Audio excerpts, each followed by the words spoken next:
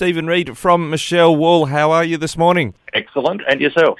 Great, thanks. I imagine you're a little bit nervous. I believe the results of these board director decisions are being decided sometime today. Exactly right. The AWI, or the Australian Wool Innovation AGM's on later this morning, and it's all virtual, which I struggle with. Normally we all sit in a room together, but I guess we're in the new world, and the votes will be declared, and it'll be interesting to see how things turn out.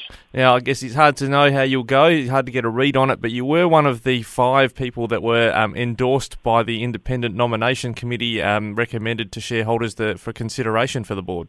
Exactly right. Yeah, the process was actually pretty good. The board nomination committee is independent. Tremendous interviews, provide a lot of information about yourself and what your thoughts are and what your strategies are and where you think the industry should go. And I quite enjoyed it actually, and they did put me forward, which is great. But at the end of it, the only bit that made me nervous was the police check. I guess I wouldn't have thought a police check's relevant, but I did pass that as well. They're almost standard everything you do these days, Stephen. But I guess I think you just self-described yourself as an odd bod, which is probably a bit unfair, but you are unusual in the sense that you'd be a processor rather than a producer. But that's probably a perspective they're looking for on the board. Well, I would hope so, and that's what I put forward. AWI is, for 15 years, they're focused on consumer marketing at retail, and then focused on farm research and development, and done nothing in the middle. And I guess I put my hand up and said there's a bit of a gap there. Managing the supply chain diversification of where wool goes, innovation and processing is critical. You can create demand and you can produce it, but if you can't get it through the chain, the wheels will fall off. So that's I guess what I've put forward, and it seems to have captured the imagination of some levy payers and the federal government, who tips in a whole heap of money as well. But it'll all become clear later this morning. Great. Well, you mentioned markets there. That's what we usually chat about. So how things have travelled, how have they gone on the wool market this week?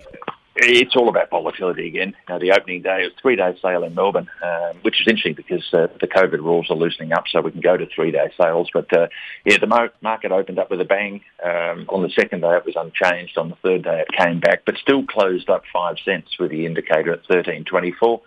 The interesting bit to pick up in the market is some of the what you'd call ultrafine wools, particularly in Sydney, 12.5, 13.5 micron wools.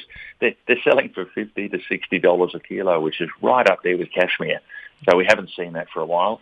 The broader micron wools are really moving along, 21, 22, and that used to be the backbone of South Australia, particularly mid-north bloodlines. That's really getting a kick along, and we haven't seen that for years. And the other interesting highlight that came out of the market is some of the premiums being paid for certified wools, non-mulesed wools.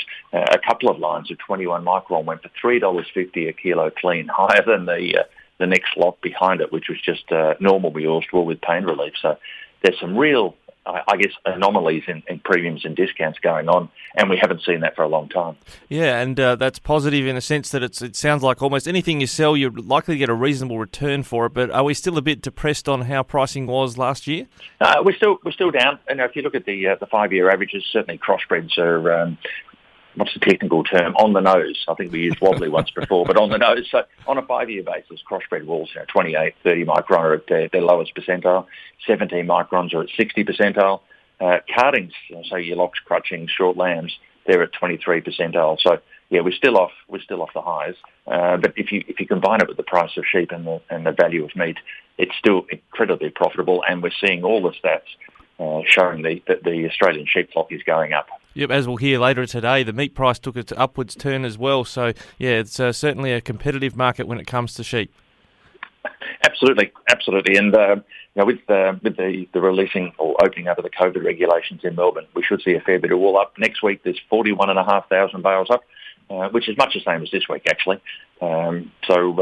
Expectation with a softer dollar is probably a firm to slightly rising market, so more of a positive tone than negative.